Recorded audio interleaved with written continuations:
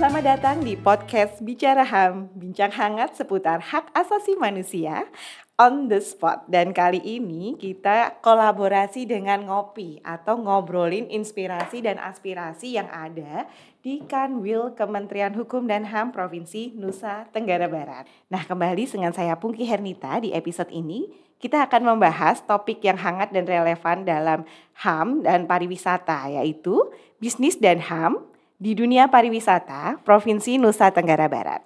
Nah, untuk bahas topik penting ini sudah ada narasumber yang hadir, yaitu Kepala Bidang HAM Kemenkumham Provinsi NTB, namanya Betty nih ya, beta tipis nih, yaitu Bapak Pungka Sinaga. Apa kabar, Pak? Baik, Mbak. Baik nih Pak Pungka, nih seger banget nih ya. Habis jalan-jalan mulu ya Pak ya, kalau di NTB seru ya Pak. Demi tugas. Demi tugas. Tapi kalau tugas-tugasnya di daerah itu kayak kita baru nyampe aja hari ini, terus jalannya tuh indah banget, udah ngelewatin pantai-pantai gitu. Memang dunia pariwisata di NTB ini menarik sekali ya Pak ya. Betul sekali, dan banyak juga destinasi-destinasi pariwisata, pantai, air terjun. Nah, ngomongin pariwisata nih Pak nih, di Kanwil Kemenkumham sendiri nih Pak, untuk memastikan bisnis pariwisata di NTB ini supaya yang berkelanjutan dan menghormati HAM itu apa aja sih Pak yang udah dilakuin Pak? Baik, kita dari Kanwil, notabene di bidang HAM, sudah melakukan beberapa edukasi terkait dengan bisnis di pariwisata. Baik kita on the spot ke sekolah-sekolah, baik itu melakukan edukasi dengan pembuatan film, dan kita sudah bekerja sama juga dengan Dinas Pariwisata, pembahasan terkait dengan pekerja pariwisata. Oke Pak, luar biasa sekali ya Pak ya. Untuk ini saya tanyakan karena memang kondisi pariwisata di Provinsi Nusa Tenggara Barat ini potensinya sangat besar ya Pak ya. Ya. Keindahan alamnya juga luar biasa, kaya budaya juga, terus menjadi salah satu dari 3 sektor penting di NTB ya, yaitu apa aja tadi Pak? Perkebunan, Pertambangan sama pariwisata. Pariwisata ini yang paling penting ya Pak ya. Nah, ini kan juga penting dalam mendorong pertumbuhan ekonomi dan pembangunan di NTB ya pariwisata Ya, ini betul. Pak. Ini apa saja sih Pak yang sudah dilakukan oleh industri pariwisata untuk memastikan bahwa bisnis mereka tuh beretika dan bertanggung jawab terhadap HAM atau di lingkungannya, seperti itu Pak? Baik, terkait dengan apa saja yang dilakukan oleh pelaku-pelaku bisnis pariwisata, yang jelas pelaku-pelaku bisnis pariwisata ini tetap harus mengacu kepada aturan-aturan yang berlaku terkait dengan SDM-nya, bahwa tidak bisa mempekerjakan di bawah umur 18. Terus yang kedua, dalam hal untuk terkait dengan brand, mereka juga, karena brand ini kan termasuk perlindungan juga kan, salah satu yang diberikan oleh negara. Jadi sudah banyak pelaku-pelaku bisnis pariwisata di NTB ini yang sadar dan menetapkan brandingnya atau mereknya itu di kekayaan intelektual. Ya. Jadi tidak ada lagi pelanggaran terkait dengan kekayaan intelektual. Terus yang selanjutnya juga mereka konsen dengan apa yang mereka lakukan, menjaga stabilitas ketertiban pelaku-pelaku bisnis ini supaya para wisatawan baik mancanegara maupun domestik itu berbondong-bondong datang ke NTB.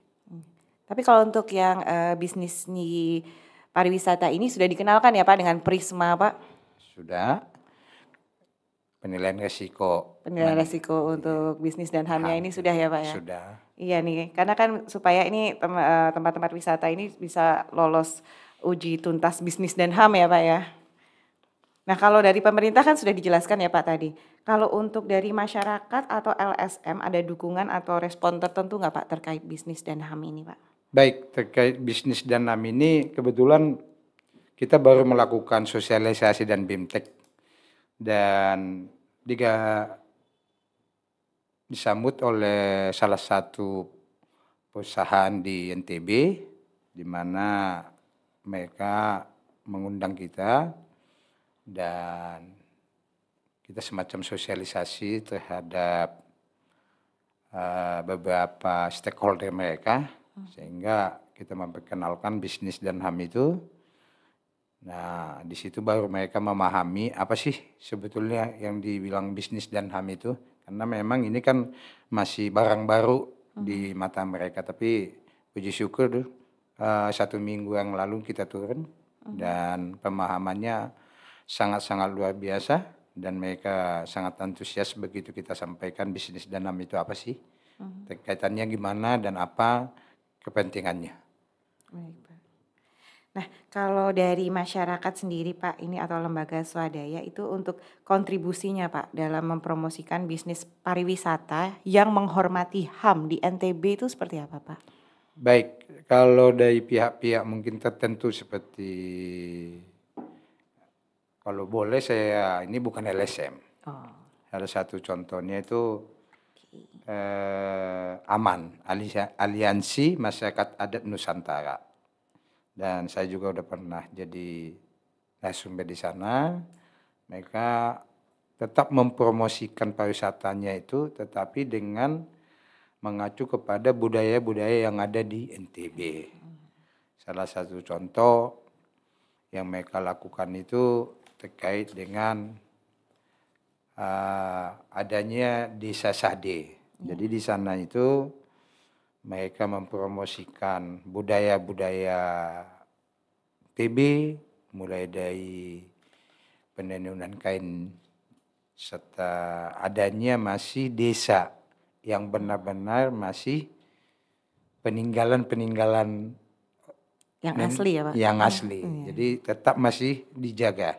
Jadi kalau boleh saya bilang itu bukan LSM, tapi Aliansi Masyarakat Adat Nusantara. Aliansi Masyarakat Adat Nusantara yang ikut mempromosikan ini Pak ya. Ya. Supaya juga pariwisata boleh tetap maju tapi juga menghormati adat atau budaya yang sudah ada begitu Pak ya. Nah, ini kalau Kanwil Kemenkumham NTB sendiri sudah ada kerjasama juga Pak atau dengan media atau apa untuk mempromosikan bisnis dan HAM di sektor pariwisata ini Pak? Kalau untuk promosi dari Kanwil, kita secara perjanjian sih tidak ada. Tapi kita secara tugas dan fungsi ya terlebih di Humas ya tetap mempromosikan pariwisatanya NTB. Mungkin nanti bisa dilihat di lagu Indonesia Raya, itu semua view-nya asli view-nya NTB, Gunung Rinjani dan lain-lainnya. Jadi itu sebuah promosi juga yang dibuat oleh tim Humas yang bisa diputar, bisa dinikmati oleh siapa saja. Kalau Pak Pungkai ini kan di bidang HAM di NTB udah beberapa saat ini, apa sih Pak yang bisa diceritakan Pak di HAM di NTB ini yang menarik seperti apa sih Pak? Atau ada cerita-cerita tertentu nih yang bisa kita dapetin nih? Kita kalau di pusat tuh cuma taunya kita mempromosikan ke Kanwil-Kanwil. Nah dari Kanwil ini ada cerita apa sih tentang HAM Pak? Baik, jadi kalau terkait dengan, ya boleh saya katakan HAM, hak ajasi manusia di NTB ini ya sangat-sangat menantang sekali, mengingat bahwa NTB ini terdiri dari 2 kepulauan yang notabene-nya ada perbedaan dari secara bahasa maupun ada istiadat. Ya. Kenapa saya bilang menarik?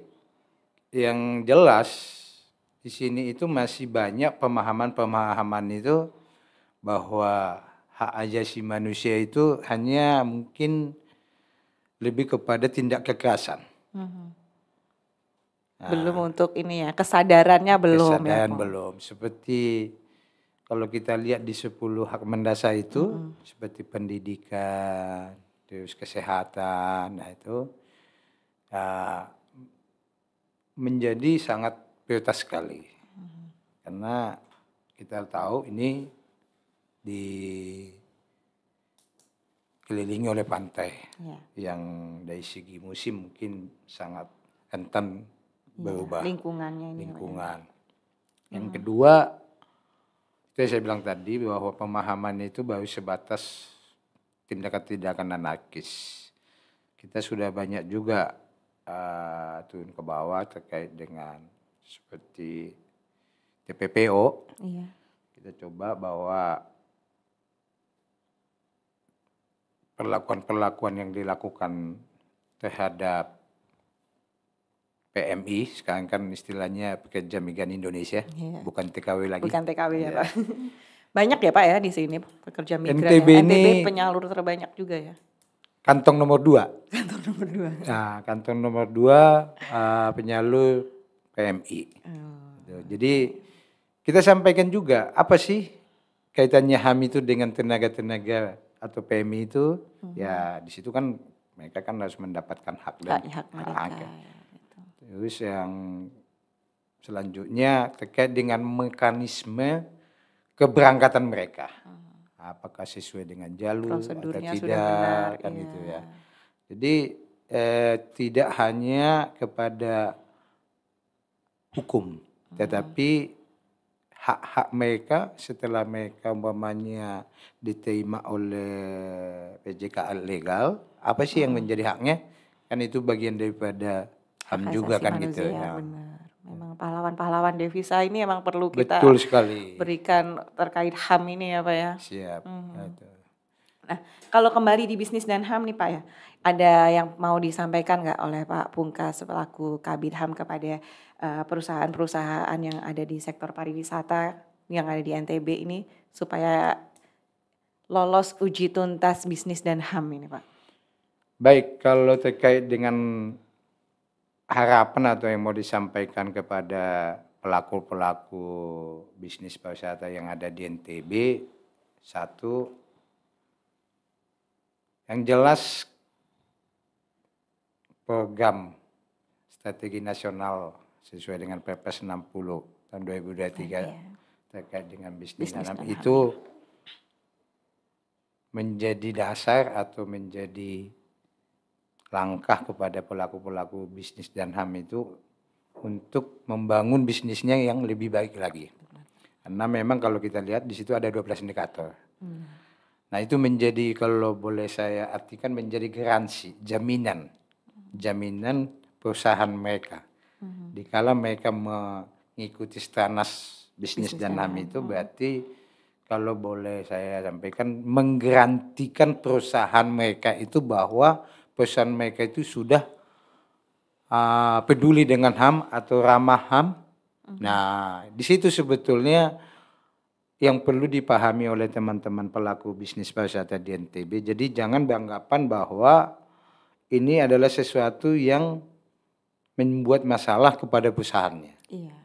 Sekali Ini sebenarnya lagi, menguntungkan ya Pak ya. jelas. Itu yang saya bilang tadi, kalau yang saya pahami itu menjadi garansi perusahaannya, menjaminkan perusahaannya kepada publik bahwa perusahaannya itu sudah peduli dengan HAM. Benar banget. Nah itu. Sudah ada stempelnya lolos uji tuntas HAM gitu. Itu dia. Jadi ini ya. kemarin juga kan dengan kita sosial itu sudah ada 27 pelaku bisnis. Kita undang, kita sosialisasi, dan poin-poin yang kita sampaikan itu tadi. Karena mereka juga masih beranggapan seperti yang saya bilang tadi, bahwa HAM itu identik dengan tindak kekerasan. Pelanggaran gitu loh. Padahal di sisi lain ada seperti bisnis dan itu, ini garansi. Garansi terhadap perusahaannya itu.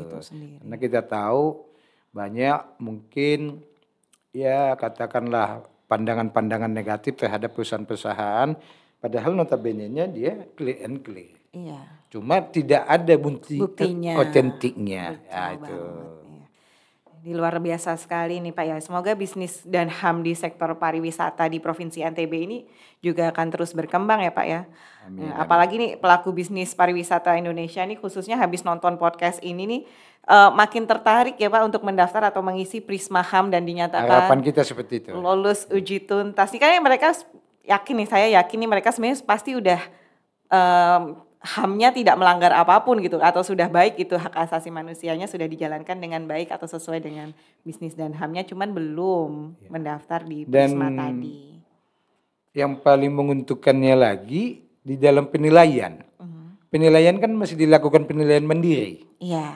Kan gitu. Bisa secara mereka lakukan sendiri ya Pak ya. Artinya mereka menilai dirinya Diri sendiri. sendiri. Artinya masih fair lah. Masih lebih mudah tentunya. Lebih mudah. Tinggal isi aja gitu.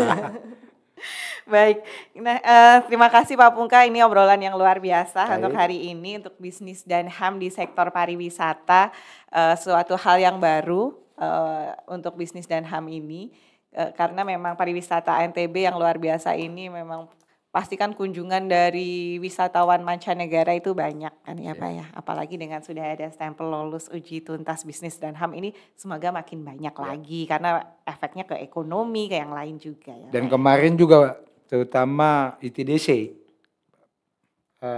yang menangani MotoGP Mandalika. Benar. Nah, pada kesempatan kita sosial itu kita undang, jadi mereka juga sangat antusias sekali. Benar Pak.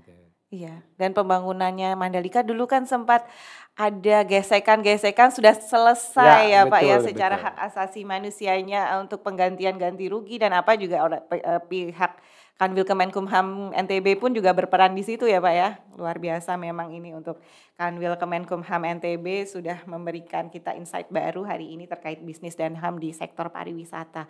Ini nggak nyangka kita waktunya juga terbatas nih Pak. Iya Mbak. Sudah cukup banyak yang bisa kita gali dari Pak Pungka ini dari Kabid HAM Kanwil NTB. Jadi kita langsung pamit aja ke Sobat HAM. Jadi Sobat HAM sampai di sini dulu. Nanti kita akan ketemu di episode selanjutnya. Saya Pungki dan Pak Pungka bersama undur diri dan assalamualaikum warahmatullahi wabarakatuh.